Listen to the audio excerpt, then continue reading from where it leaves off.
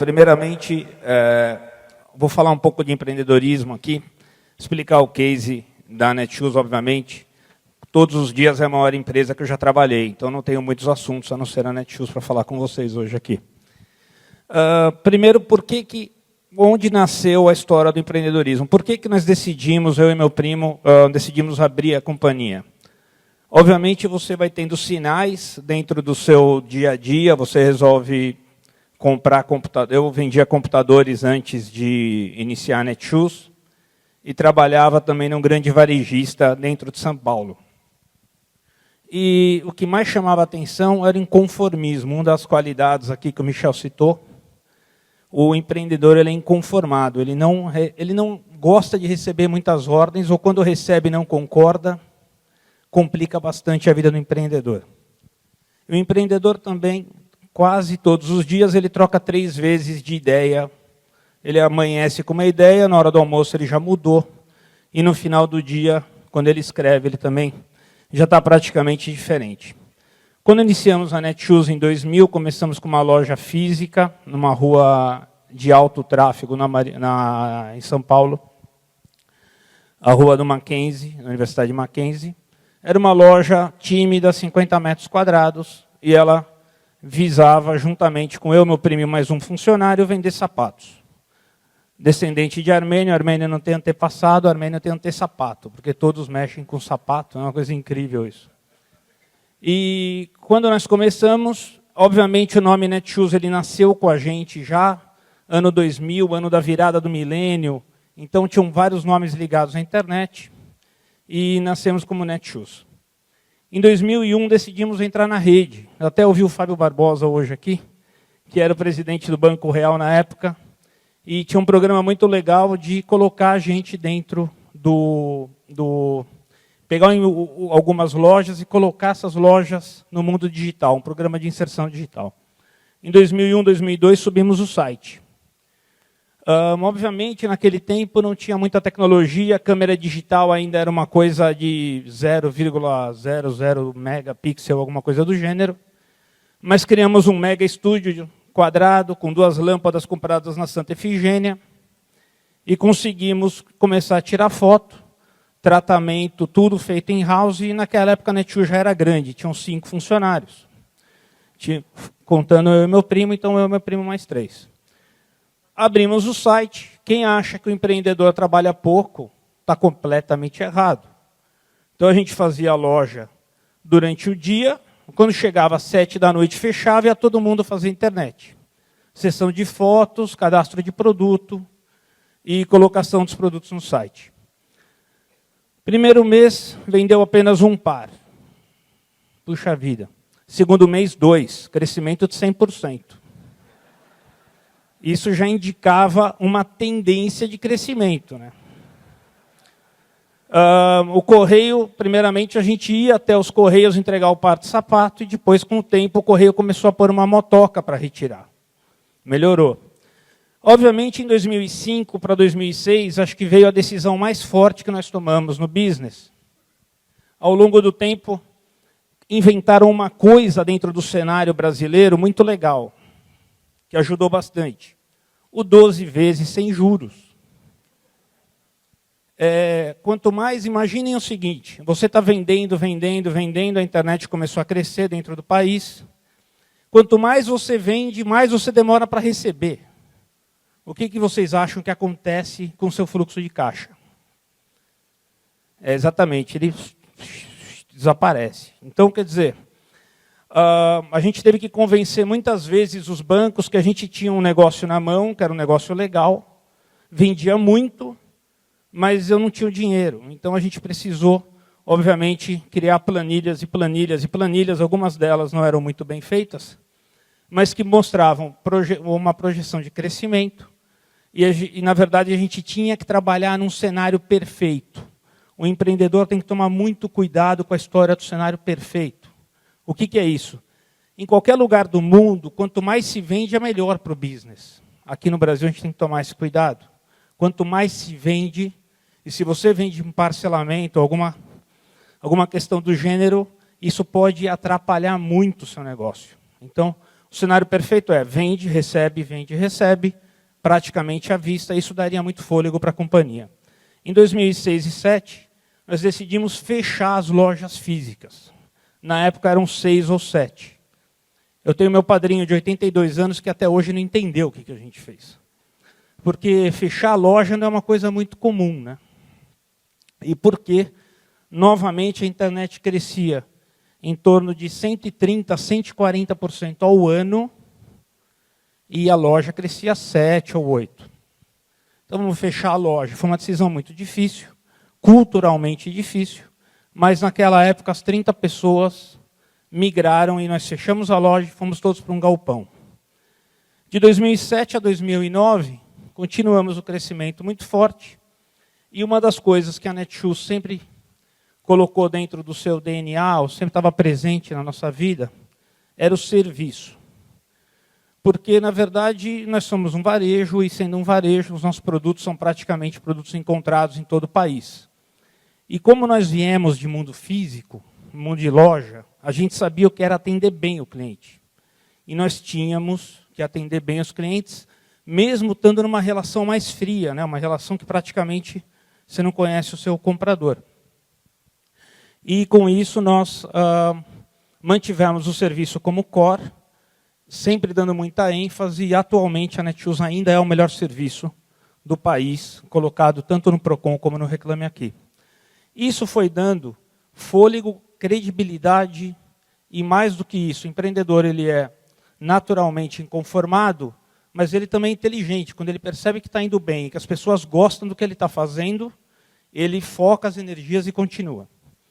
Em 2009, nós já estávamos com 250 pessoas, tinha crescido bastante. Decidimos o que a gente chama de as fast as possible, que é um momento onde a companhia parece estar bem e você quer acelerar mais ainda. E aí o ritmo foi mais frenético, foi quase coisa de 15% a 20% ao mês.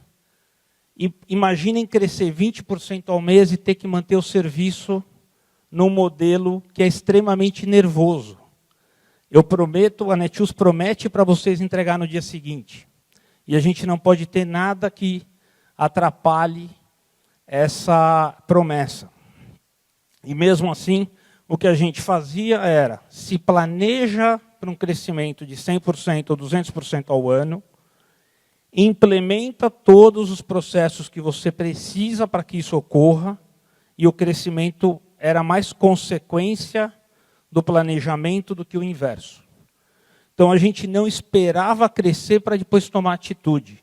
A Netshoes sempre se planejou primeiro, se enxergou lá na frente, e aí com isso a gente conseguiu crescer até 2012 muito forte, sem perder o comprometimento e o serviço com os clientes. Mais uma vez, a gente sempre colocou dentro do serviço também a palavra inovação. Aí, de novo, muita gente pergunta, puxa vida, mas as ideias surgem da onde? E que história é essa de inovação?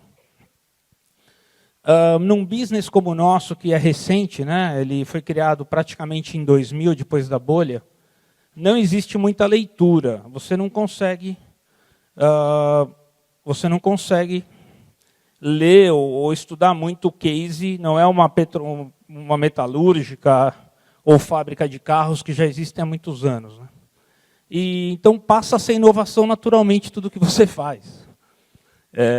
Mas, por outro lado, quando você entende uma necessidade, aplica a necessidade com o processo, isso ganha o nome de inovação. Então, muitas vezes, a inovação ela não surge por uma ideia, ela surge por uma necessidade. E a necessidade dentro do business fez a diferença para que a gente quase que diariamente pense em processos, principalmente num business, numa indústria que ainda não tem muitos benchmarks. Se vocês perguntarem para o empreendedor também a questão do lucro, talvez a gente não se preocupe muito com lucro, né? Uma coisa que eu vou falar, você vai meio massacrado aqui, mas o empreendedor ele está mais preocupado com a experiência, ele está preocupado com o business, ele quer atender o cliente, ele quer ter o melhor serviço possível. Tudo isso pode levá-lo ao lucro. ou o lucro pode ser uma consequência de tudo que foi feito.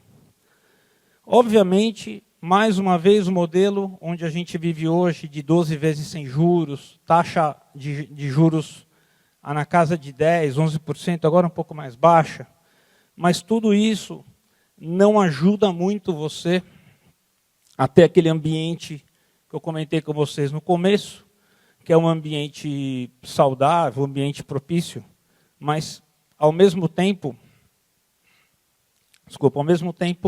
o empreendedor, ou pelo menos no nosso caso, a gente cria o business as fast as possible, e agora a gente está pensando como rentabilizar um business que se tornou, onde a gente atingiu no ano passado mais de 1 bilhão de faturamento, com quase 30 mil pedidos dia, com quase 44 mil itens sendo despachados, não dá para a gente simplesmente não pensar mais em lucro.